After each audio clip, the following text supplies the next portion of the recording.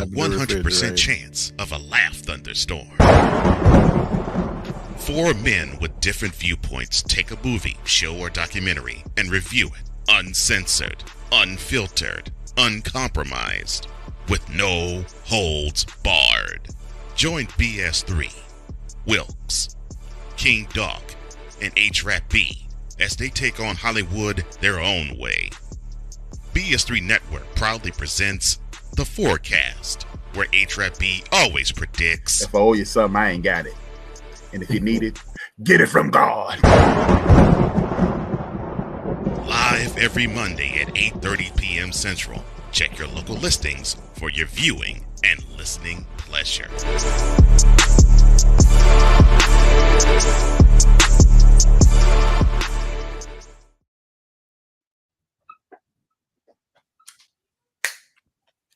Bring back that beat. It ain't no beat, but I think we still got it saved, don't you? We can't play it now. Yeah. Yeah. He likes. Shout out to Golden Night Creation. I've been talking with this one. He likes. Right on. It sound like this. 300 could have used this right before he kicked him. His head. Right. Right when he kicked him, that beat kick in. I was gonna say Gladiator, but okay, we'll go with that. Yeah. Gladiator too. Yeah, either one. Yeah, either one.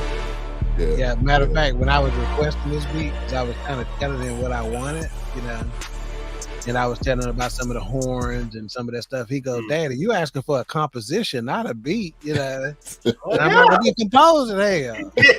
Yeah. Make it happen. Oh, wait. Make it happen, boy. Let me set this thing right. Like, Let me set this thing right. What we got going on? Well, it's not letting me do it. There we go. There we go. There we go. Put me in the basement, shit. I ain't got the food down here. I don't like sitting in the penthouse. The bottom. H-Rap. That's H-Rap seat right there. Yeah, man. Moving on up. All right. Welcome to The Forecast, where we review movies, films, documentaries a completely different way for different perspectives. Tonight, man, we got a good one. Bob Marley, One Love. Yeah. I'm very interested to hear everybody's opinion. Lucky just to have just one. Oh, that's Houdini. Not that Wait one. a minute. That's Houdini. My bad. I watched the wrong damn show. Houdini, where are we now? Houdini on Unsung. They probably been on watch that Unsung, man. Come on. Yeah. That was a good album that One Love was on. Houdini put out TV One, man. They had about 3 or 4 hits, didn't they? Trap on that particular album where One Love was on. Yeah. So they had One Love, France, and Big Mouth. There you go. Okay, you should do a hip hop podcast. I think you already did that. I think you did that already. Wow. Thank you for following me. Thank you for following my life. Right, A-Trap? I've never done a hip hop podcast. All right, Bob Marley, One Love, as we review that tonight. Very interested to hear everybody's opinion. It's got very mixed reviews. So this is what we do. We give our opinions, we give our thoughts, and that's what we're gonna do tonight. It's available on Paramount. Also, you can watch it on YouTube. If you're not aware, you can rent movies on YouTube. So that is the avenue to watch movies if you don't have some of the streaming platforms. It's been out for a little while, so. But let's go around the room. Wilkes, how you doing tonight? Pretty good. Doing all right. Ready to review this one. I think it'll be a good one. Definitely. Hopefully it's not shorter than last week. That was a record-setting record-setting time frame. All right, Doc, how you doing? Doing double duty tonight? I am fantastic. I am doing double duty. Queen 3 and King were guest hosts on the Man Talk Mondays podcast, talking about being unequally yoked. So I am got the vocals warmed up and ready to go. Yeah. Turn me up in the headphones. Sound like Luther down there. Well, hold on, which Luther though? Skinny Luther? Oh, Fat Luther. I don't mess with skinny Fat Luther. Fat Luther. Yeah, Fat Luther. You know, the kind of Kentucky Fried Chicken eating Luther. We have those skinny hoes. Yeah, Jerry Curl Luther. Yeah. Not the Dick Gregory Luther. All the drip.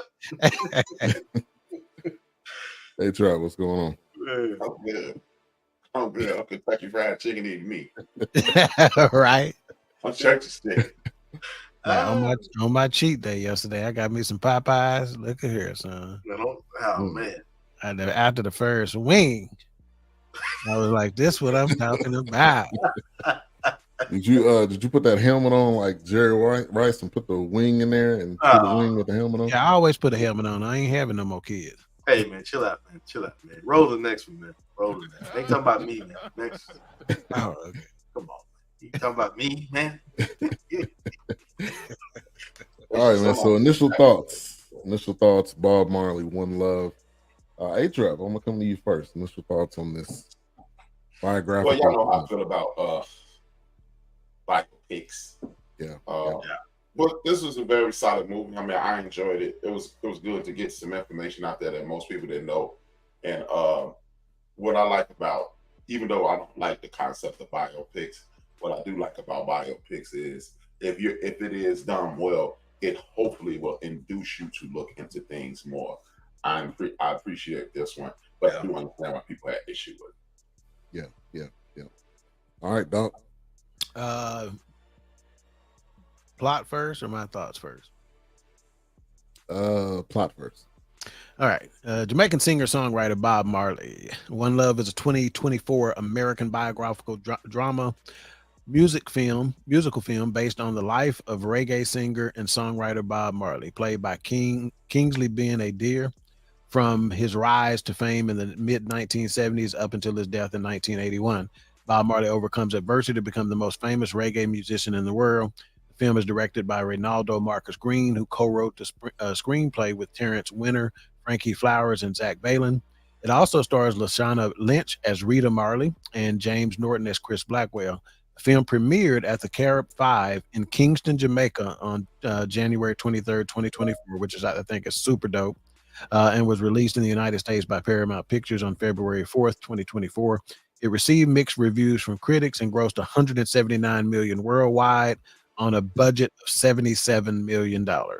It was produced by Ziggy Marley, Rita Marley, Cedella Marley, Jeremy Kleiner, Dee Dee Gardner, Robert Title, and Tough Gong. Again, just one cast individual. Again, the gentleman who played Bob Marley, Kingsley Ben-Adir. He also starred, here's another full circle moment for the forecast. He starred as Malcolm X in the Amazon Studios film One Night in Miami in 2020. So again, that's our very first review, even before we were the forecast. So I think just full circle for him to be in another film. For me, again, Bob Marley, who doesn't know who Bob Marley is, right? But to A-Trap's point, it made me watch a 2-hour documentary about him right after the film. Yep. This is the first movie that I've watched twice back to back. Okay, so I'd already watched it when the review came up about 2 weeks before, and I with no reservations watched it again. That's how much I liked it, and got more out of it. So very few films make me want to dig. This made me want to dig a little bit more. And what I liked about the beginning of it is, this is a musical film, as they described it. The first 5 or 6 songs that they play in the movie, in the soundtrack, are all on my pool playlist. One of my pool playlists. I have a kind of a beachy vibe pool playlist, and it's full of Bob Marley and Skip Marley and Peter Tosh, who was in the Wailers, and a couple other guys who went solo. And I made some jams. So and it turned me on to a couple of new songs too. So yeah, I'm with this one. Can't wait to dig into it. All right. Wilkes. I really enjoyed this. I mean, it took me back to when my father would play Burning Spear and The Scientist, definitely the Wailers, Bob Marley and the Wailers. I realized that I haven't really watched the documentary on Bob Marley. I just kind of heard things here and there and read things. So I definitely want to watch a documentary on him, and maybe even some interviews, which I'm sure on YouTube. Mm-hmm. Yeah. But I really did enjoy it. I felt like at first I made the mistake of thinking this was going to give me that documentary feel, but I realized that it was more centered around the important albums that he was putting out during that time of, getting their independence from Great Britain and things like that. So I really did enjoy this. I definitely will probably watch it again just to kind of absorb something if I missed it. But to Doc's point, definitely will find a documentary or something like that to kind of. There's one on Prime called Marley, and the reason why I went on and started watching it because it popped up right after this movie was over. It popped right up and says, Marley. So I'm like, let's go. Yeah. Gotcha. Yeah, definitely will do that. So, and then actually seeing the Wailers at a festival years ago in Richardson. It was an outdoor festival there, so that was pretty slick to see that. So I enjoyed that. And I think this is a good point for you to call them out of the Wailers, because again, it was Bob Marley and the Wailers, and how they got their name is some information that I did not know before this film, and that is because people who came from the jungle of Trenchtown or Kingston, right in that area, they're like, we were born crying out. We born out of our mother's womb crying, and we still crying. We wailing. We were born wailing, and we still wailing. So that's why they were the Wailers, because it was so much desolation and poverty and struggle. That's why they're the Wailers, So I thought that was, fantastic. Yeah, and I've seen the documentary. So for me, I thought it was going to give me more of a documentary feel, and it was really a kind of a long music video. I mean, in between it had pieces of information, but it was like the music that it played, I think was the overarching theme of the whole entire film, instead of it being like he did this and he did this, and it sort of being like a chronological thing of his life. I think it was just a short stance of his major music he came out with. So that's what I kind of got from it. But that documentary is great. It really dives into his entire life, about his wife, about his kids, and all of that. So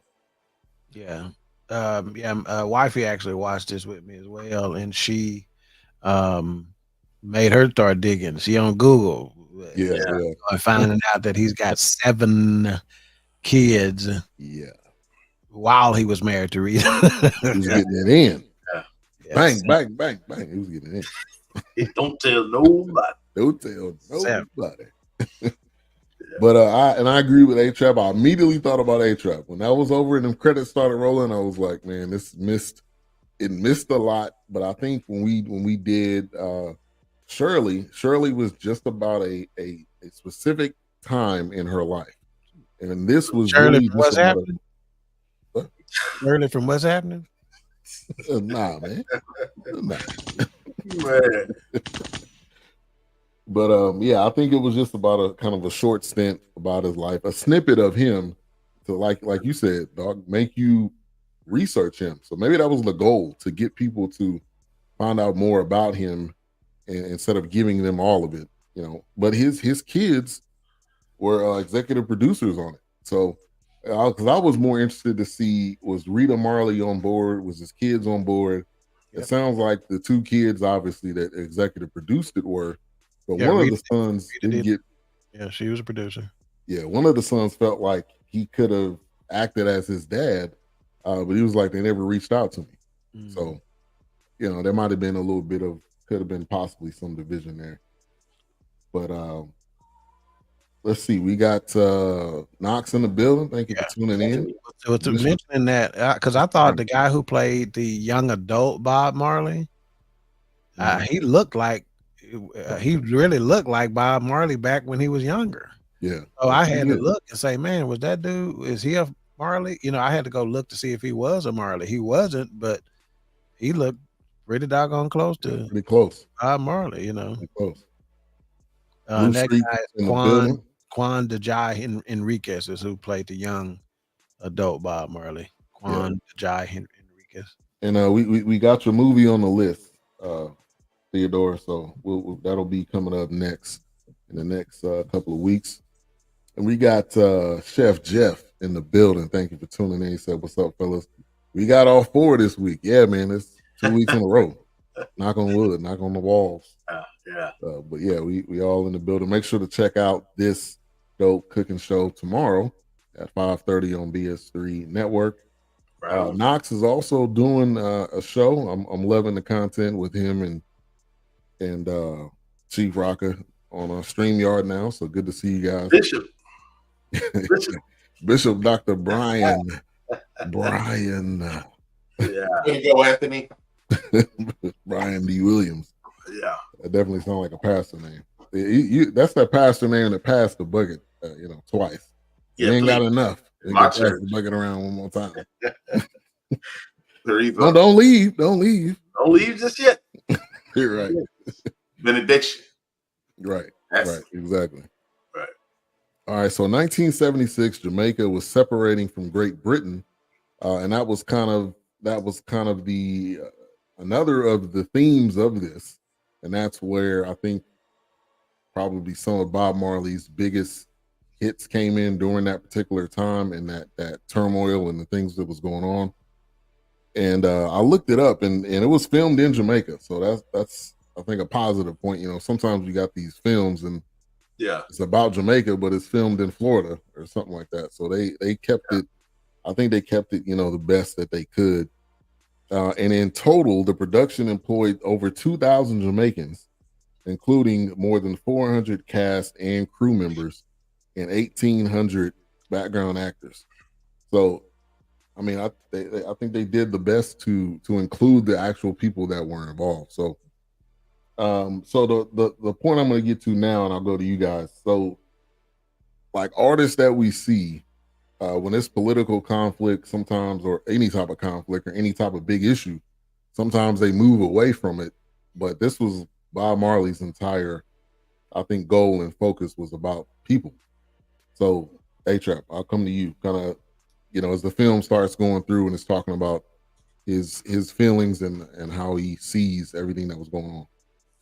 I just think it was a sign of the times. You're looking at situations where this is what I'm uber critical about in the world of music today. This is the first generation of musicians that don't address the issues of the day. In the 80s we did, in the 90s we did it, the 80s we did it, we did it, no drugs. Illinois. The anti-HIV. 70s was I don't know, I was between age 0 and 10, so I don't really know what it was, but I knew, when you listen to the OJs, when you listen to Curtis Mayfield, when you listen to Marvin Gaye and Stevie Wonder, you hear sign of, the issue. So this just is in lockstep of conscious people voicing their opinions through their art, whether it be written art, whether it be paintings, whether it be musicians. It's always been that way, and this is just a further indictment of what the situation in the world today. So Bob is just like everybody else, man. I'm tired. I can't go out and fight everybody. I'm not gonna go pick up a gun, so I'm gonna express my discourse a discomfort via my art. So I think he was super dope for it. Yeah. And that's why he's beloved. Yeah. And there wasn't any hate. There wasn't any, they weren't under oppression, but I hate these other people. It was more of a message of love and bringing people together instead of the opposite. But Wilkes, I know you talked about one more thing. If you think about it, Bob couldn't come with hate. He's biracial. True. And we'll get to that too, because that was a major part of this film and kind of his unrest or his issues that he had. So yeah, go ahead, Wilkes. No, sorry, you were saying, but I didn't catch what's the segue into that? Yeah, basically, how he used his music towards the political issues and the issues that were going on in his. Yeah, so I felt like, and I think that's what kind of came to me as I was watching this, because I was expecting, well, that was my fault, expecting the documentary aspect, but as I kept seeing from song to song, I think it was really just about, hey, the people want to hear from you, the voice. We need this voice. We need this leadership. We need your lyrics.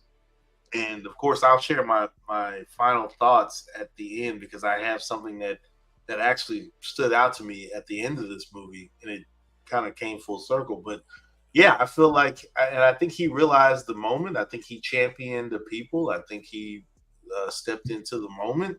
I think he realized that growing older. I don't know if he knew it right away. Maybe he did. But I think he knew that was the direction of, hey, I want to write music. But I think maybe he also started learning that, you know what, I'm going to try to liberate a people mentally. I'm going to try to liberate the people emotionally. Uh, it's love is going to heal this thing that we've got in front of us, and that I'm being called to this thing. So I really felt like the movie was kind of moving in that direction, like those albums or those songs that were needed in that moment, and them getting their freedom from Great Britain, and at the time of people just kind of like, hey, coming into their own, and if I can be some kind of inspiration, and even to the young people, I mean, it was one of those things where I also noticed that he separated, like, hey, stay a young kid, let the adults fight this battle, but I want the kids to still embrace their youth and love and innocence. So I saw a lot of that in this movie, but I think that was kind of his calling there. Yeah, I agree. Oh. Yeah, I underestimated his political impact. Now, it's important to remember that he didn't want anything to do with politics. He thought all governments were illegal, basically, Right.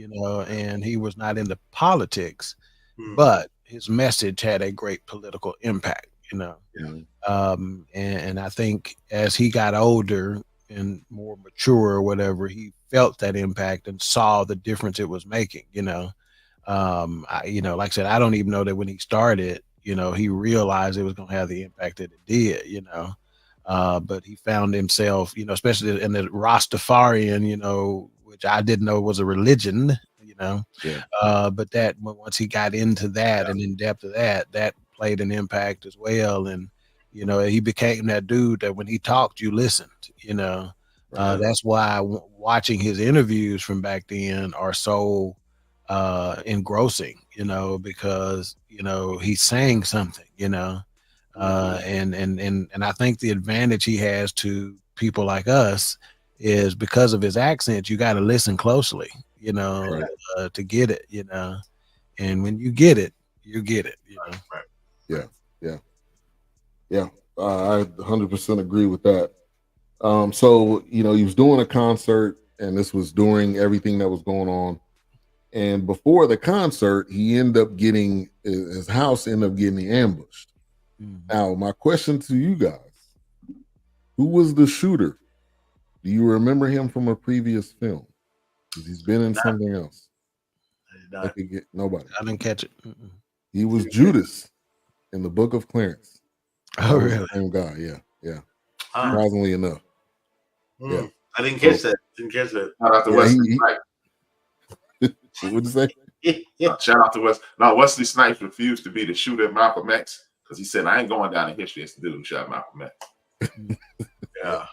And you call it. That's why I say shout out to Wesley Snipes because he called it. Like, that's what you're gonna remember. The dude you shot Bob Marley. Now he did come back and apologize. So at least he came back and apologized though. But so December 3rd, 1976, 2 days before the Smile Jamaica, a free concert organized by the Jamaican Prime Minister, an attempt to ease the tension. His house was ambushed. Bob Marley, Rita, and Don Taylor were wounded. Now, the fact that Rita was shot in the head, it seemed like point blank, and she survived. I mean, that's like nothing but God. And then the manager got shot 4 times. So I mean, that's a testimony right there. The fact that they got shot that many times and they survived. He must have been shooting in with a cap gun here because ain't nobody but they said, hey, I don't know how true this is, but they said her dreads saved her, from the bullet going in. That makes sense. Another inch, whatever. That makes sense. Now, and how many of you guys would have went through with the concert after all that? I mean, you got to put yourself in his shoes at the time, and because that's going to change your whole mindset. We're coming at that question from a first world problem mindset. You know, we a first world mentality. You know, so we can easily say now because we're comfortable in life. But back then, if you're uncomfortable in life, Right. you know, that's going to be pushing you or pulling you to do something different. So I can see why he wouldn't back out of it. You know, he was uncomfortable. You know, and that was he was doing what he was called to do, which is why he was so effective at doing it. You know, right. Period. All right, Wilkes, I'm gonna come to you. Do you feel like they gave enough of his early beginnings to do this film, or would you want more of that? Because I know his dad was white and his mom was, I believe, Jamaican, obviously. So, like, do you feel like they gave enough to be able to tell the story? I guess, in my opinion, I feel like, I mean, yeah, I don't know. To me, I think it was enough because, I mean, some people may say that's very important or significant, but I don't think that really takes away from what his message still was. I think he understood the moment. I got what they were doing by showing it repeatedly, and kind of like maybe it was him exercising that demon of not knowing or unknowing or what happened or why wasn't he really more present. But I think I think he realized also it just became bigger than him. I was fine with what they were doing. I don't think it was a part of him, and maybe it did drive him creating those albums and those songs and getting ready for those concerts and that pilgrimage and that political aspect or that political forecast. Whoa. You know. What's wrong? Oh. We got a Tom Jones. Yeah. Tom Jones in the house now. Tom Jones in the building. Yeah. So, but other than that, no, I got what they were doing there. I mean, I didn't mind what was happening. I think it was foreshadowing. Hey, if you go research this guy, this is what you're gonna get. You know, but I enjoyed that part. I got what they were doing there. Yeah. Hey, Trump. Well, you know, this is my original issue with the Muhammad Ali movie. You don't get enough background information. What led him to this? Who is he? How did he develop into this person? That's why I vehemently am in protest to biopictures. I would like it to be a series because you will embrace the artist more. I mean, all these movies are made with some type of political edge to guide you, even documentaries to guide you to a specific way of life or way of thinking. But if you give us a lot of information and then in turn, as you, Dog, and Will said he's going to do, we'll look into it and you'll get the facts. So I have fallen back into the line of thinking I'm gonna accept it because until I start making movies, I'm gonna have to accept it. But yeah, I dug it. Yeah. Dog. Yeah, I thought they told enough because this is how it is to me now. We've watched enough of these biopics to have a good sample size, and to me, there's just not enough time, you know, in a feature length film, right? For them to. I know exactly.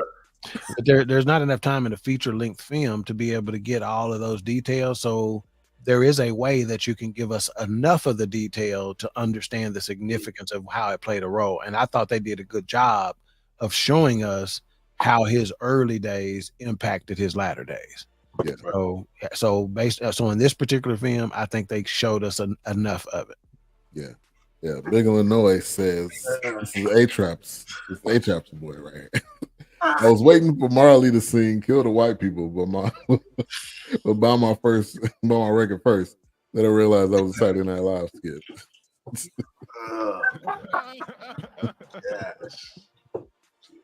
Yeah. Whoops. And so, what was the part about the fire? Maybe that's something I missed. So they kept showing when he did the concert. Obviously, he was thinking about the shooter. He was visioning that. He was visioning how his dad was like, "I'm not your father. You're not my son." But then the fire, it was like a forest fire. Yeah, it's kept having a vision of more of a field, like a not a cotton field, a cornfield or something like that. Yeah, You know, is what it looked like. Cane. Sugar cane. Yeah, there you go, sugar cane. Yeah, so I couldn't make out what the significance of was that. You know, yeah. whether he was I coming took out it, of the fire or. I took it as the metaphor that was the flame that burned inside of him. That was his drive. You know, okay, I need to get to know my father. Then I don't get that, and then I'm driving to get to be the best. Because notice every plateau in his life, the flame returned. This is what's pushing me forward. So that's why. Yeah, and at the end, he basically said he didn't get any peace, and he was like, "My whole life has been about giving people peace, but I couldn't get peace myself. So if I can't get peace myself, how can I give it to other people?" You know? Right. Yeah. True. So he ends up leaving 3 months later for London, and then they go into the Exodus album and jamming. I mean, like the music. Obviously, we know his music, but to in this film, it was just it brought back like how great his music was, and I think maybe we hear it in commercials. We if you have it on a playlist, you have it, but I think this probably got even more people's attention that didn't remember or haven't listened to it. I think that was a huge part. I think about this film was obviously the music aspect of it, but the Exodus album, which was during that time, I believe it was 78, 77. It was 70. I think it was 77, maybe. But it was Time Magazine named it the greatest album of the 20th century. So that's significant. Yeah, that's huge. Yeah, that's of the century. And when you talk about Exodus, I mean, there's so many meanings to that. The word Exodus, exit, the Bible Exodus, and the way they explained it, the producer or the record label was like, I don't really get it, but they're not us. So you probably won't get it because you're not me and you're not what I've experienced. But just talk about that album Exodus, Doc. Yeah, because that was at the time he was over in London, and he was in exile, as they called it. It was after their attempt at the benefit concert and things of that nature, and it was, of course, a lot of civil unrest. Jamaica was on the brink of a civil war. He sent his wife to go live with, I can't remember if it was his mom or I can't remember. It was his mom, yeah. Maybe his mom in Delaware. So what I ended up finding out by watching this is where the biopic was a little off and took some creative liberties, is that before he went to London, he actually did go to Delaware himself, Wilmington, Delaware himself, and lived in America for a little while, went back to Jamaica, then went to London. So, but Exodus, again, one of the things that struck him and why he came up with the name Exodus, there was a movie out at this time. Now, I can't remember. I don't know what movie it was, but there was this big sweeping soundtrack that he heard one of his band members playing downstairs. And he came to the top of the stairs. And he goes, "What's that you're listening to?" And he goes, "The soundtrack for this movie, Exodus." That was when Rita was coming to visit, came to visit him in London, And he came back and he was like, I wonder about Exodus being the name of this, soundtrack. But he wanted it to be different. He wanted it to be different than the music he had been dropping before. He wanted a different sound, and he wanted to be more mystic and whatnot. And if you remember the artist that rendered the album cover, the first album cover was more commercial. It was what they usually do, and he now go reimagine this. And then he came back with Simplicity, and they talked about how it was powerful in its simplicity, and whatnot. Now, the only thing I don't know about this Exodus album was this dude wasn't Bootsy Collins, was it? This guitar player that he had come, because that showed who I thought he was when I first saw him. I'm like, is this young Bootsy or somebody he got? Yeah. His name was I think his name was Jimmy. So I was thinking, was it Jimi Hendrix, but I don't think that was him. I don't look. No, because they didn't the cast, they never did pull him up as, I didn't see any of those recognizable names, so I don't know exactly who he was. Yeah, but he wasn't. I don't think he was on the album. Maybe he was just like playing some of his music for him. Yeah, what it seemed like. Or maybe they were thinking of putting him on the album, but I don't know. That was I think that was the interesting part. That I don't know how that connected. Mm-hmm. But maybe he was just helping him out. Yeah, because he definitely leaned on him for some input on the album. So H-Rap, you on mute. Mute. Oh yeah, my camera died. You see your camera died? Jimi Hendrix was doing his own thing with Sly Stone at this point, and Bootsy Collins was just joining James Brown when Bob was coming to prominence. So I don't think it was that. Okay. Oh yeah, might have just been random. We can hear you, but you got some lag. Yeah. Yeah, it's trying to catch it. Well, I'm gonna close out and come back. Okay. Yeah, but he talked about one of the things that he made a statement. He goes about reggae music. He goes, reggae music feeds a revolution that no man can stop. So he was definitely very purposeful about what he wanted this music to do. Yeah. And this dude, the Bible meant a lot to him, and Rastafari, and the religion and the wisdom he got from that dude. And who was still alive at the release of this film. That dude's still alive, and looks very similar to the guy who played him, in the movie. Hell, and may very well be him. I don't know, but the dude was just such a reader. He made me feel bad about how much I don't read. He read so much, and I know that had to contribute to the depth of his thought. And just for the record, I thought Kingsley Ben-Adir did a fantastic job playing it, man. Now this is a dude who done played Malcolm X and Bob Marley, and he won an award for playing. He won the Gotham Independent Film Award for breakthrough performer in the role he played in One Night in Miami playing Malcolm X. So I mean, again, I think he did a fantastic job at playing this role. I don't know, the dude pulled out the Jamaican accent, their cadence. One thing I found was interesting is that he actually played, so in the live performances, that was him. He learned how to that was the actor. He performed the songs on set during the shooting. He learned how to play a guitar, but the actual songs that they played, that was Bob Marley, but the performances and stuff was him. So what's that term? Is it a method actor? I guess he's a method actor. Possibly. Yeah. Mm-hmm. And that was that was Chadwick Boseman for a minute, because he did James Brown, he did Jackie Robinson. I think he did a third. Maybe that wasn't him. Somebody did a Thurgood Marshall type film. Yeah, that was him. That was him too. I didn't watch that movie yet. I haven't watched that movie. Yeah, I haven't either. That may be a good one to yeah. And I wonder, if the reason, they called him Skip or Skipper, which basically means leader or boss or whatever. Yeah. I wonder if that's why he named his son Skip. When his son Skip Marley. Could probably. Be. Yeah, probably.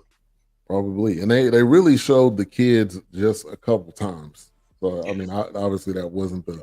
They showed Steven and Ziggy early, right? But the rest of them they didn't show very much of. Yeah. And probably shit, you got so many. You think he had like 5 with Rita, 4 or 5 with Rita, and then 7 on top of that. During that marriage. So. Yeah. Shit, the movie would have been about the kids. Right. All right. I think one of the things I enjoyed the most was his passion for soccer. Yeah, like he was, he loved it. It was like mute. It was like music to the studio. Read. Yeah. It seemed like obviously he would take his kids where they need to go, and soccer. It was like those 4 things is what you seen that he did. Enjoy it. Yeah. So. I felt like that was a cool aspect of it. And just the Jamaica aspect for me, one of the things that I noticed is that places with such beauty have such trials, tribulation, and tragedy. The U.S. Virgin Islands is one of those places for me. The community there, the people there, are in such desolation and so poor and barely surviving, and without the tourist economy, they probably wouldn't be making it as much as they do. But these are such beautiful coastline places that are just magnificent, but and us ugly Americans go over there and enjoy it, and take advantage of it, and etc., and then lead them to their own devices. Part of us say, man, how lucky you are to live in such an environment, but is it really, when you still are just scraping by to get meals? So that's just one of the things that struck me, is that just places with such beauty has such trials, tribulation, and tragedy. I'm sure I guess colonizing has probably hurt that. Oh, no doubt about it. Yeah. No doubt about it. Yeah. You've come to kill, seek, and destroy, and you've left me in this dissolute situation. So. Right. Let's get to a couple of comments. Big Illinois says, I wonder if there will be a director's cut. Seems a lot was left out. I don't think so, but there is a documentary that's out there. You said it's on Amazon? I think somebody same network. Yeah.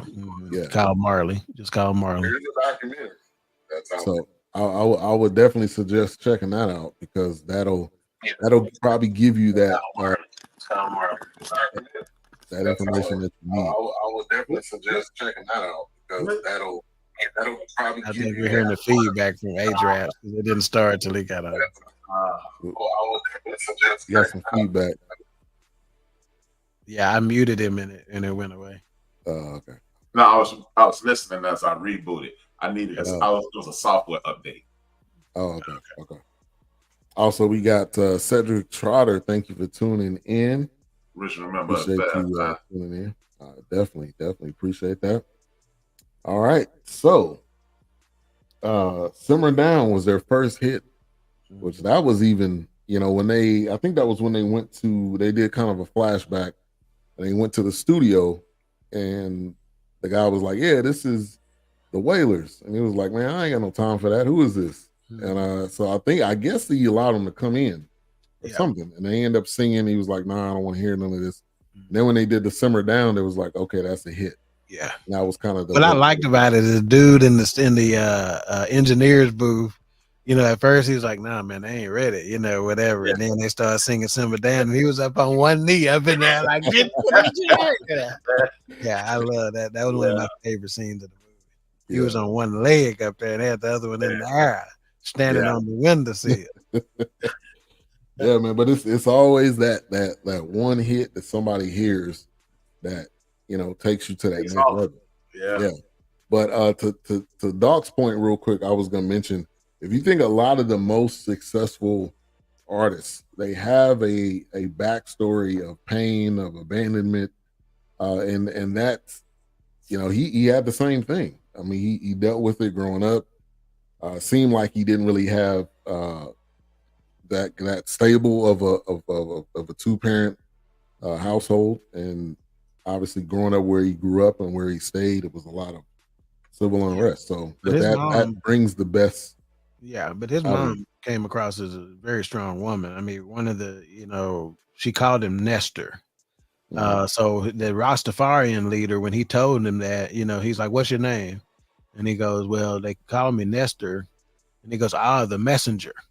So he immediately knew that his name meant something, but they also called him Yellow Boy, that's part of the whole teasing that they did with him, for being, half white, basically, so that was part of his deal. Like, he didn't fit in with the blacks, he didn't fit in with the whites, he was caught in the middle, Yeah.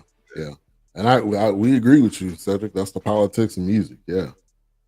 Absolutely. Definitely. So they continue to get bigger and bigger. They're going overseas, Germany. They're just traveling everywhere, and I think that was Belgium. And all these right. And people enjoyed it. They loved it. Man, we ain't seen Raider Kev, man. What's up, Raider Kev in the building? What's up, man? Really enjoyed this movie, but at the conclusion, I was thirsty for more. Yeah, that's definitely what it did. You got to watch the documentary. It's called Marley. So look that up. It's 2 hours. That'll give you everything that you are missing in this. So go check that out. His management taking cuts behind his back. Yeah. Right. Yeah. Well, and his wife was the one that kind of ended up saying, like, yeah, you doing all this and you're enjoying this. I'm over here. I'm taking care of the kids. He was like, you don't like it? Or he said you don't enjoy it? And that was a real brother moment right there. You don't like all this thing? Like, what's the problem then? Yeah. Well, what his problem was, that what kind of started that whole deal too, is that, you know, he had been messing around, right? They showed that even when he was on the phone with her. You know, you see this chick in the background waiting for him to get off the payphone, you know, or whatever. But when he sees this dude chatting her and the girls up, you know, he gets jealous, you know, and goes over there and like, who that is? And she's like, oh, nobody, basically, you know. And they say something. And what's funny? You know, and then she's like, look, I'm going to get some fresh air. And then he did the typical brother thing. Where you going? Where you going? Where you going? Don't walk away from me. And so it came out right there. That's when you understood that even though he was doing his thing, she was doing her thing too. Right. Yeah. You know, and he was like, you don't think I know about it? You know, so obviously you can't be Bob Marley's girl and not and step and somebody not going to drop a dime on you. Right. And just imagine if it was social media and phones, man, he wouldn't have had zero privacy, especially if you got a manager that's making side deals. You know, you got the tabloids. Somebody say, hey, man, we could give you this much money. Tell us where he is. You know, what he doing? So, I mean, it was different times, but obviously the message still got to where it needed to be.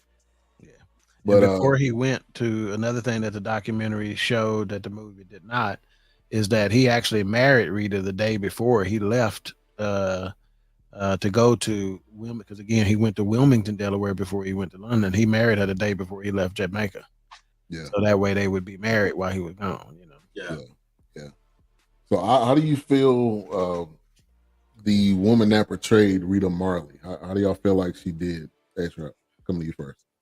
Oh, she did an excellent job. I mean, this is just another example of how powerful it is to be married, how powerful it is to have a strong woman behind you. And it was a bit of serendipity as I was watching this, because as y'all said, just look at the serendipity. The dude who played Malcolm X is playing Bob Marley. Malcolm X, at the end of his trail, him and Betty were having issues because Betty saw what the wrong was going on. Fast forward literally 10 years, Bob and his wife having the same issues about the same type of situation, people behind your back. And then this is the dude who actually played Malcolm X in the movie. So it's a hell of a, and then again, as Dog brought up at the top of the show, this is the dude that started the forecast. So it was a lot of symmetry going on. Yeah. Full circle. Yeah, she did it. I think I'm with A-Trap. I think she did a fantastic job, you know, in the role. You know, I think she played the hell out of it. Yeah. Whoops. I think her being a British actor and citizen, African American, but also Jamaica being occupied by Great Britain, and her doing the Jamaican accent, and again being British, it's full circle. I mean, it's all woven together. I think she did well. I think it was perfect. Yeah. I didn't see it at first because I was just like, well, she's a British actor, but then all of a sudden I'm like, well, wait a minute, Jamaica was occupied by, so it's perfect. It's underlining, you know, the proof is in the pudding, as they say. So I think she did well. Yeah. And so LaShawn Lynch, she's been in quite a few Marvel movies. She was also in The Woman King, and so I mean, once you get in that Marvel universe, also I thought for a minute they were going to make her the female James Bond. She's in the last James Bond movie. Okay. Bunny Penny. Imagine if he never got sick. He was already big. How much bigger would he have gotten? I agree. I was thinking about that. you know, is this is one of those things. Obviously, you know the ending, Yeah. but seeing, you know, his life, it gives you like a false sense of hope. Like, man, this guy was great. You know, if he was still here, what would he have done? And I think, yeah, he would have been even bigger. I mean, he would have collaborated. I think also he would have collaborated with more U.S. artists as well, because that was kind of his probably the next phase is of where he would have reached. Yeah, another thing that the number one, only the good die young, right? That's the saying, you know. Yeah. And at 36, but he did a collab with Stevie. They did a concert together, which is what the documentary showed as well. And they asked him, you know, hey, will you open for Stevie Wonder? And his people was like, Stevie Wonder should be opening for him. Right, So that's how big Bob Marley was at the time. But Bob Marley, when it got to him, he says, I got no problem with it. Let's do it. You know. Yeah. Did Bob Marley ever make it to SNL? You know, did he ever? I don't know if he did the early SNL. Not that I remember. I don't think so. But and the way he danced on stage, man, was just this, you know, because okay, so in Britain he had to play these punk bands. I mean, these punk clubs. Yeah, you know, which is why in that one scene you saw that guy walking behind him with the, you know, mohawk straight up, you know, the white dude walking behind him with this green or purple mohawk or whatever, because those were the venues that he was having to play, you know. Yeah. But the way those venues were so big over at the time, that was what the venues you needed to be playing. If you were anybody, those were the venues you should have been playing in anyway. But his people didn't like it, you know. But the way he danced on stage, I think kind of fit in with that anyway, you know, where it was almost that mosh pit kind of, you know, just banging off of folks, just free, you know, it's like he ain't even know, he really know, you know, like he didn't probably dance the same way. He didn't do the same dance move ever, you know, it was always different because it just went where your body went, you know. Or whatever, you know. And one of the things that I noticed, I had no idea. I didn't give him credit for having a great voice before this, you know, in terms of a singing voice. But after this and listening to some more of his music and listening to some of my, man, this dude had a great singing voice, man. He really did. Yeah. Yeah, because you think of the early music, it was just it was kind of that old kind of singing on a corner type music. It really wasn't, I don't think it wasn't reggae at that point. That's one of the reasons why they got their name, Bob Marley and the Wailers, because back then that's when all the groups were out, you know, and they, in the documentary, they named all these American groups that's kind of the reason why they went that direction. And they even when like Simmer Down and all that stuff was out, they also put out albums where they were covering a lot of the songs from these groups over in the States, you know, and redoing them in the Jamaican way, you know. And you think of George Clinton. I mean, George Clinton was buttoned up with a suit and a skinny tie and singing on the corner before before Parliament. So I mean, everybody had that start. You know, they had to like when I give them their beginning. Even when I on the way home, I was listening to a Bob Marley and the Wailers song. I can't remember the name of it now, but going into the 80s. Dub music had started on the rise, and I heard one of the Bob Marley. I was like, man, he's probably the father, which I could be wrong.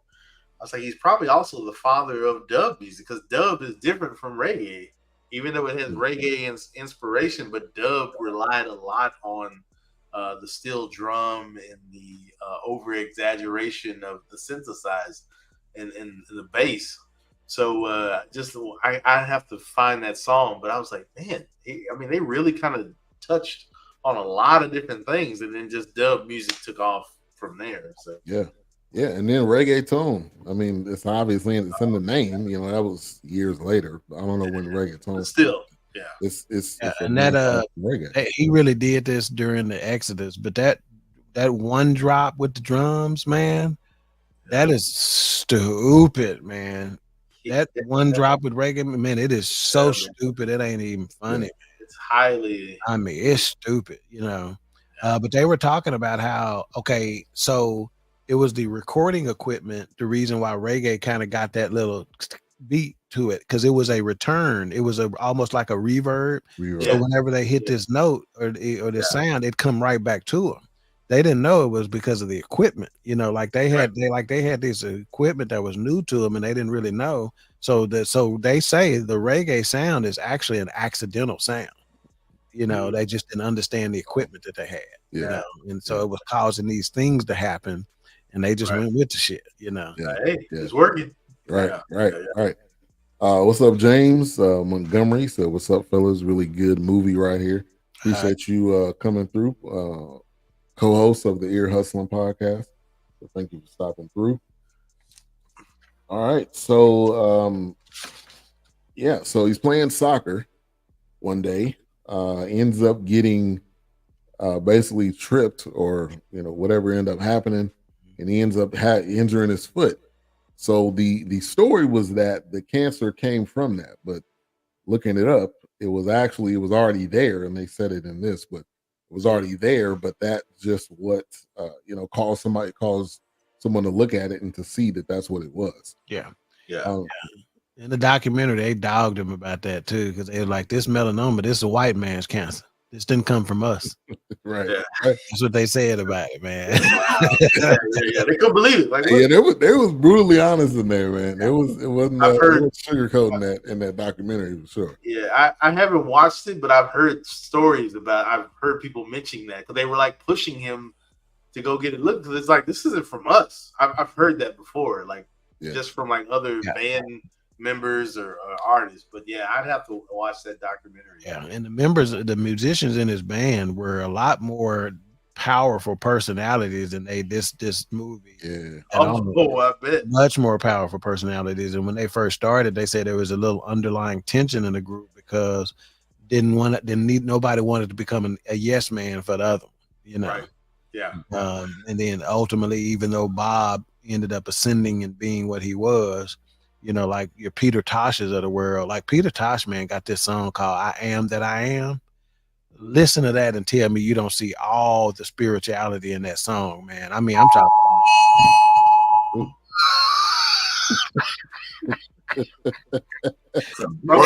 Amber Alert. Yeah. But Peter Tosh, "I Am That I Am." I'm pretty sure I have that in my playlist. I'm pretty sure. Yeah, man. It's such a. I mean, look at and he left the group, right? Was it Peter or him? Is it Bunny? What was the guy's name? Maybe him and Bunny. One of the Wailers. Because they mentioned it. They said somebody left the group. Yeah, she said a couple Peter of people did. Bunny. Did he call him Bunny? What was the guy's name? Bunny Wailer. Yeah. And Peter. Yeah. I'd like. Did they mention that in the documentary? I'd like to know more why he left, but I don't know if they mentioned that in the documentary. Yeah, just got into it, different directions. Like one of them, okay, so the way where they had him playing at some of these clubs. So from a Rastafarian religious standpoint, he was like, we shouldn't be playing at these places, where XYZ is going on, And so one of them just said, well, I'm out, and they filled in with him with somebody else. And so it just and he never came back, So, I mean, it was basically a protest saying, okay, what we stand for, we shouldn't be playing in these kind of places. You're getting too commercial. Yeah. And his wife was saying that, like, man, we doing stuff that we didn't agree to of us doing. Yeah, like doing those parties, and she didn't like the Hollywood aspect of it, even though they were in London. It was very Hollywood. She didn't like it. Right. Hey, Trap, you gotta add something. Yeah, I mean, but that's what led to this. Believe it or not, man, as radical as his lyrics are, radical as behavior was, he is the softer touch. He would be the MLK of the him and Peter Tosh combination. So it a lot of scuttlebutt and talk around a campfire is they uplifted Bob because Bob was the softer touch, and Peter Tosh didn't like that, and that's hence the separation. Yeah. And there was a song he was writing that was more of a love song, and he was talking to his wife, and his wife was like, don't stop making that type of music. So I think his initial was love. It was like a message in it, but it was still love. And maybe Peter Tosh was more of a Malcolm X type. Yeah, if you want to get a feel of this, really, oh, you want to watch this documentary? It's 1,000,000 years old, and it resurfaced about 10 years ago. It's from a James Baldwin book called "I'm Not Your Negro." It'll give you a better grasp of what was going on. Yeah. And did y'all catch the Marcus Garvey reference that they made in the? A lot of them. Yeah. There was even a book he was reading that they showed. Yeah, definitely. I mean, he was tied into not just what was going on in Jamaica, but I think what was like spiritually what was going on, and his understanding of the Bible, I felt like was a huge part of this, even in his music, you know. Yeah. Oh, that's what that was. What's up, Pastor Dodd? He said, the storm is on the way. So that's what that Yeah, that's what that alarm was going on for. backstroking in a minute. Hey man, be safe, man. Be safe. No, man, don't do it, man. Yeah, I mean, that's with the whole Rastafarian movement, it goes back to Ethiopia and Haile Selassie. He's gigantic in Jamaica. He actually came to Jamaica. That's why it's a gigantic spiritual situation, and it also ties into one of the issues with America today. I mean, this is an epic situation when you look at it in its totality. You got the people for Rastafarian roots. You got Marcus Garvey, who ties right into that because Marcus is from there. Then you got they say we don't look at the Bible the way it should be referenced. They say you should look at the additional 80, 80. We look at 66 books. It's supposed to be 88. There's a lot of things that's going on. So these are the issues that tore them apart. And then, like, I like what Wilkes brought about the other factions of music. And again, this is just underground conversation. This is why the music programs were removed from urban schools throughout the nation, because if you look at us historically, music is how we've connected since the word go. We've connected. You use those drums to communicate, and when you remove those programs throughout in the urban areas throughout the United States of America, you slow down that movement. Go. What's the music you spoke about, Wilkes? That all that is intertwined in this. So, and then when you get a mild political conversation between a Bob Marley and a mild conversation with Stevie Wonder, you create an uprising that is unstoppable. And then what was it? Hotter Than July? Hotter Than July is a monster. A monster. That is like, woo, like right Master on the line. Wilkes, Master Blaster. Yeah, Master Blaster. Oh gosh, yeah, man. That's how people express themselves, is through music. Some people their outlet is different things, but that music, and this was definitely Bob Marley's outlet. I mean, if he didn't have music, I'm assuming he probably would have played soccer. But music was, music was his way of expressing himself. Yeah. He seemed to be pretty good at it. Seemed to be a pretty good athlete. Yeah, definitely. All right, so July 1977, he was diagnosed with malignant melanoma under the nail on his right big toe. Contrary to urban legend, the lesion was not primarily caused by an injury during a football match, but instead a symptom of the already existing cancer. So, and that hit him pretty hard, obviously. I mean, you got kids, you have a wife, you have music that you love, and he just loved living life. So one thing his wife said, which I felt like was powerful, is struggle is where your power comes from. And that goes into some of the artists that we all know and love that either are here or passed away. That's where they got their power from, and their music is where the struggle came and transformed into their music. Any thoughts on that? I just want to say something real quick right here, which is it's gonna tie into my final thought.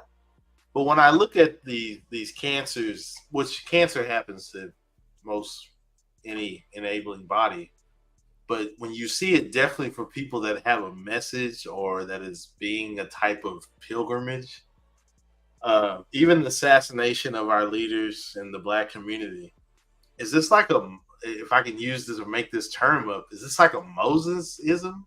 Because supposedly Moses didn't make it to the promised land. Moses didn't get to see the promised land. But I mean, we just like with Martin Luther King is like, I've made it to the mountaintop and I've got a chance to look over. But it was like, I may not get there with you, but at least I've started that kind of fuel in that direction. Is that kind of like what's happening here? I feel like maybe it's a Moses effect.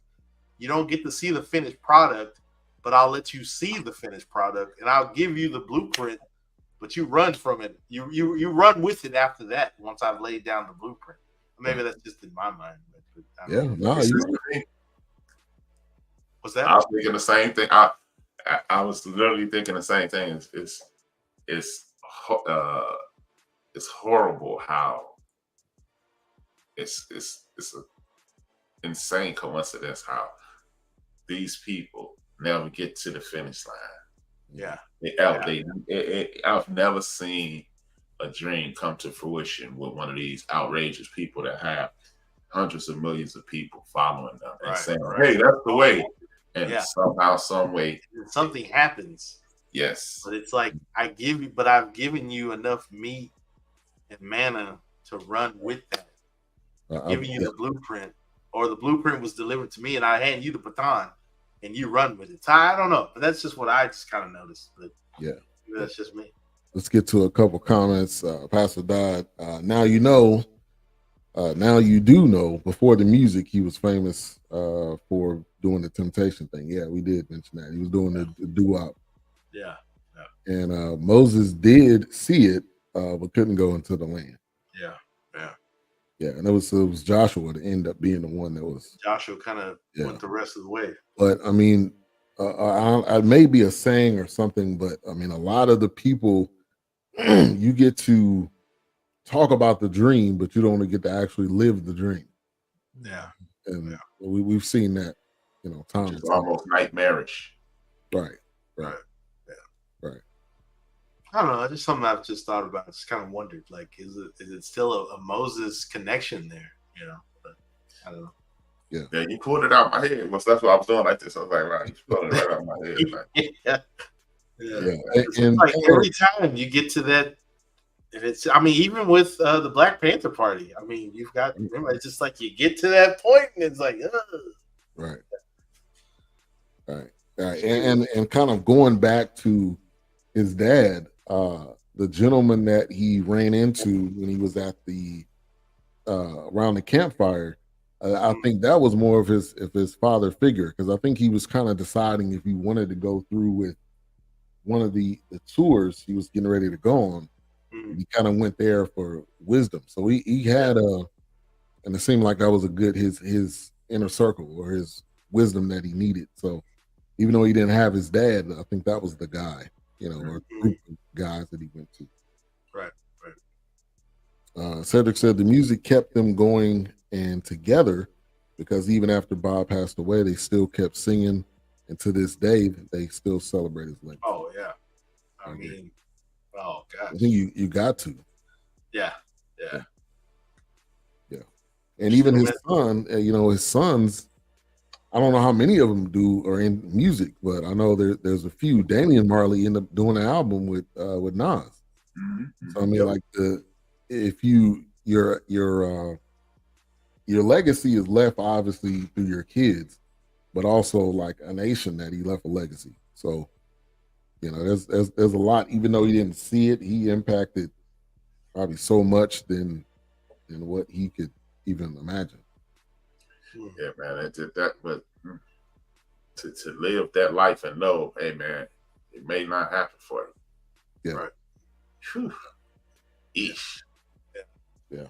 I guess that's just kind of like you said, and you know what? Didn't we just watch another movie that kind of quoted what she said? The messenger becomes the message. Mm-hmm. So we just watched something that repeated. Big Cigar. I think that was. It was a Big Cigar, wasn't it? Yeah. Mm-hmm. His dad. I think that maybe his dad was telling him. That's exactly what his dad told. Yeah. So it was just like you still carry. You've got to, even though you're not. And of course, to Kendrick Lamar's point, where he said, "I don't have to be in flesh to hug y'all." It's like that message is still going, and that was a Nipsey Hussle reference. So it's just like I don't have to physically be here to see it, but I know if that message keeps going, it's one of those things where it's like it's gonna sew in to everybody. It's gonna weave into the fabric of your mind and different endeavors, I believe, I guess. And also Kendrick said, "Hey Drake, I heard you like him young." But, yeah. Well, hey, I heard that beat when you were saying that. I be in my head at random time. I just be walking around the house like, "Say Drake." Hey, he said, "Yo, fellas, I got to run. I'm getting tornado sirens out here in Indiana. We'll take care. Oh man, thank you for stopping through. Be safe, dog. Safe out there. Yeah. Tornadoes ain't true. Yeah, really, in Indiana. I wouldn't think that, but last all week, man, all week. That storm that was down there with y'all. It's up here now. Up to y'all. Well, yeah, okay, because it was still hooking up that way. It was what they were showing there. Oh man. Wow. All right. So 1978, he went back to Jamaica, went to his house, kind of had that flashback with the holes in the wall and now I don't know if this was true or not, but the shooter came up to him or just walked into the house. It's like, "Hey, I'm seeking forgiveness." And I know, Doc, you talk about that forgiveness all the time, and he said, I don't hold a grudge. I mean, but you have to move forward and you got to be that change. So what do you think about that? Yeah. It was basically, he was like, "You're looking for forgiveness. That's got to come from you too. You can't just get it from me. You got to forgive yourself," basically is what he was trying to tell him, But, I think he was surprised the way they laid this out. He was even surprised by the warm welcome he got from Jamaica. It's like, again, he was in exile based on the violence and so I'm sure in the recesses of his mind, he probably thought, he probably didn't think necessarily that he was going to be as popular back home. He knew he was popular abroad, which is where he was because he was getting all the love in London and Belgium and Africa and all these other places. But what another thing they underplayed was exactly how much he put into Zimbabwe in getting that concert done. They touched on it when they were saying, and there's no infrastructure there. And he said, "Well, we'll build it." Well, he really did send out his own money. He was sending over equipment and stuff like that to be able to pull that off, and it ended up happening. I want to say that concert was the same day Zimbabwe got their independence, or Zimbabwe became Zimbabwe. But this cat, man, he was never worried about the money for himself, and I'm sure a lot of people have saw this interview where they asking him, were you rich? I think they played it at the end of this film. Yes. Were you rich? Did you have millions of dollars? He's like, "No." He goes, "Well, were you rich?" And he's like, "Well, what is rich?" I'm rich in ways that you can't touch with money, Right. So, which is probably the reason why he got screwed, because he wasn't necessarily worried about the money, even though he was paying attention to Don Taylor, and like he come up and he goes, "Man, I got held up in such and such." He goes, "You sure you didn't get held up at the Gucci stuff?" Wasn't missing too much. Yeah, and I think he put them things on him too. Yeah, he did. He said, "What did I tell you? Don't lie to me." Yeah, he basically beat him in the alley. Yeah, and I'm interested to know, was their relationship completely over with, or was he still? Did they talk about that in the documentary? Nah, not that I picked up on. Okay, all right. But he beat him, and they had to pull him off him and everything. 1981, he passed away at 36. 1978, April 22nd, and this was kind of at the end. He brought people together as a symbol of unity and peace for the Jamaican people. I felt like the footage at the end was great to definitely give you some footage of him, and I thought the dancing was definitely unique. I didn't think that was legit, but that is how he danced, and it showed it on stage and Oh everything. yeah, it was.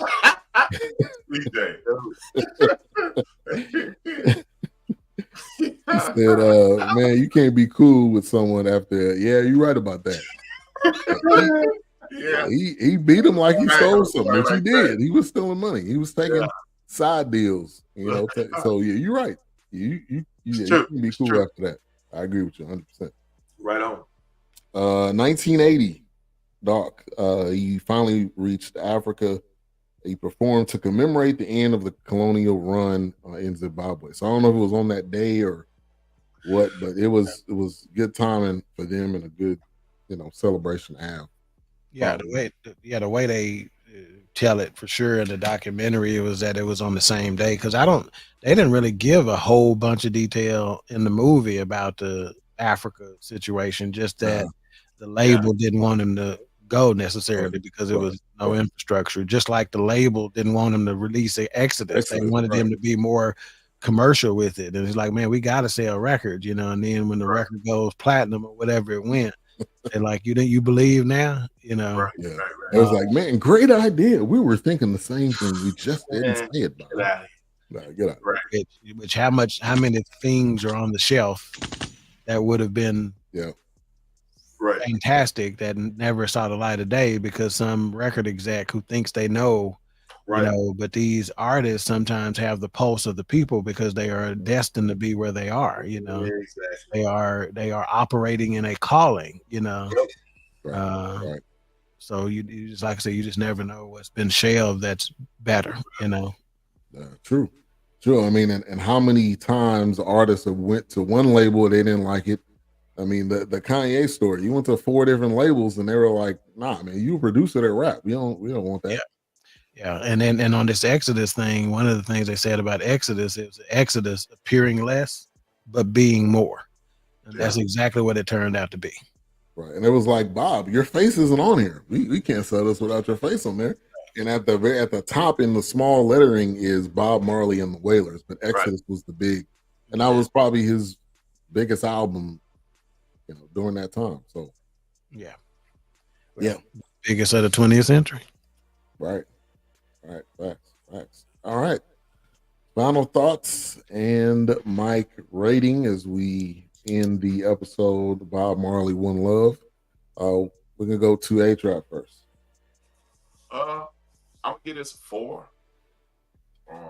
It is heartwarming to see. This is a myriad of reasons, but it's heartwarming to see someone's story so radical. It's heartwarming to see someone who's so for his people, and it's extremely inspirational. It should be extremely inspirational to musicians. You got a chance to peak at an excellent musician and an even better man. So yeah. Now, did you start out as a 4 before this episode? Okay, 4 all the way through, 4 and 4. All right. Wilkes. I started as a 4. I mean, I knew what I was. Even when I think I saw a trailer like in 2022 they showed a trailer and it was like it's coming out a year later. So even when I saw it then, it was like, okay, well, that's going to be pretty awesome. And then I think it dropped in 2023 and then it released in 24. But I started as a 4. My final thoughts for it, though, I noticed like in the last 15 minutes as I'm watching it, and I mentioned this before that I would, in the Moses reference, and I'm just going to tie it in that I felt like it was just a scripture from, it's like just being about my Father's work. I think that's the biggest thing that when Jesus, I'm about my Father's work. I just have to be about my Father's work. Mm-hmm. And I think Bob Marley realized I have to be about John's work. I have to be about my Father's work. I think he knew that, hey, it's not about me. And as he said, the message is going to continue long after me. Mm-hmm. I just have to be about the work. Yeah, they tried to kill me. They tried to shoot me down. But I have to be about that work. And I think that goes into today's atmosphere as well. You just have to be about the work that you're presented with and the calling that you're you're presented with. So I enjoyed it. 4 is my thing, and that just kind of resonated with me, just being about the work. Yeah. CJ says a great movie, 5 out of 5. So we appreciate that, CJ. Make sure to check out Plays by CJ, man. The channel is growing leaps and bounds, man. So make sure to go check that out. Don't play it at work. Turn the volume up. Don't turn it up. No, your manager gonna pull you in the office. But if you do turn it up, make sure it's your last day. Right, exactly. Then turn it all the way up while you're walking out the door. Yeah. A-Trap had to run. The storm is heading in his area. So appreciate A-Trap tonight. All right, dog. Yeah. First, I'll go over some of the rating services and what they gave as usual. IMDb 6.3 out of 10. Rotten Tomatoes a lowly 44%. Come on. Metacritic a lowly 43%. Google a respectable 87%. Me, myself, and I gave it a 5. I started out as a 5 and I ended as a 5. Wow. Now I acknowledge that some of it is because it hit personal for me, I can't tell you how often I'm sitting around the pool listening, and the music was already speaking to me, and the fact that they used so much of it in the movie resonated with me, so and again, as I said at the beginning, this is probably the first movie that I done watched back to back, and was happy to do it, and then dug for a documentary afterwards, so understandably this one just has me, just a little bit somewhere different, and and maybe the artist in me, I'm not a singer by any stretch of the imagination, but the artist in me, the little writing I do, and the struggle for him, again, the struggle was the source of his power, so I appreciated every bit of it, and even though it may have left you wanting more, to me that's that sign of a good piece. I've always had that theory, leave them wanting more, and I thought this film did that. So again, it may be a bit high, but I got to stick with the 5 that I gave it, and looks like CJ saw it the same way. Yeah. And so for me, I felt like the actor Ben-Adir, I felt like he did a good job. I felt like the obviously the actor doesn't have locks, so the locks is a little.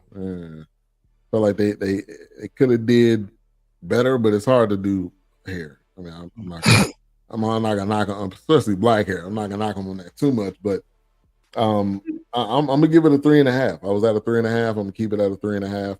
I felt like obviously it gave you just an overview. It gave you a light brush of Bob Marley. So if some people that might have gave them the urge to dig deeper, and some people just might have been like, I'm just gonna leave it alone. I'm gonna watch this, or I'm not even gonna watch the whole thing.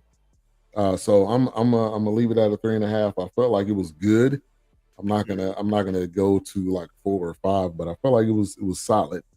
But it definitely gets you wanting to learn more about him, learn more about the kids, learn more about his life as a whole. So I'm gonna keep it right. Well, that gives us an overall rating of a 4. Okay, we will take it. Alrighty. He said had his looking like old boy dreads from 8 Mile. Oh, yeah, man. They had that dreads helmet, that locks helmet. They just put that hat on him. But yeah, Rita Marley did. I felt like she did great in that role. She said, and also there was an interview on the Daily Show where she went and just sat down with her and talked to her. And as soon as she came in, Rita Marley told, I think her daughter, was like, her energy is right, or her energy is good. And she was like, well, I don't know, is that a good or is that bad or what, what? So she said she came in with a book full of questions, and she left the book in the car and just sat down and just talked to her like a grandma talking to her. Love it. Right. She's shooting from the hip. Yeah. And she gleaned, felt like she gleaned a lot, from her. So now the other actors, obviously they weren't well known. So some of the moments, the shooting moment, they It was kind of downplayed, but I think overall they went exactly with Jamaica and the actors that they had, the extras that they had in there. Yeah. So I felt like as a whole they did a good job. So, yeah, I definitely watch it again, but I'm definitely gonna check out that documentary though. yeah. All right. So I'm assuming the end of the bench will be on tomorrow, normally at 6 p.m. Central. Make sure to check that out. The end of the bench media, and that's on YouTube. And then we got Queen and King tomorrow. What's coming up? Yeah, tomorrow we have Rejection, God's Protection. Tomorrow, we will have a special guest host on the program. King 2.0, Andre Jones will be back with us. But again, rejection, God's protection. So sometimes we get rejected and we all butthurt about that rejection. But at the end of the day, it is actually God's protection. So we're going to kind of break that down a little bit and talk about some experiences and offer some insight as to how you should be able to look at rejection. So I'll leave it there. God's protection. Awesome. All right, before we end this PM Central Time. Yep, on BS3 Network. The return. All right. So coming up in a couple of weeks, we talked about that last week, but the 5th annual BSU Network Awards, September the 8th, 7 p.m. at the same location it was last year. You can RSVP. The link is on our Instagram page, or you can go to my personal account. It's there as well. We would love to see you there. There will be food, performances, and obviously awards being given out. So make sure if you were in the Dallas-Fort Worth area, or if you just want to come through, we'd love to see you at the award show coming up in September. Yep. All right, so we'll go ahead and close out. We don't have A-Trap. Normally A-Trap does the closeout, but appreciate you, D. Great, coming through. Make sure to check out his podcast as well, so on Facebook and on YouTube. Also, I see you've been popping in on Perspective and Is It Wednesday Yet? So I appreciate your support of the network and of shows. We will not be on next week, but the plan is the week after that to do Tell Them You Love Me.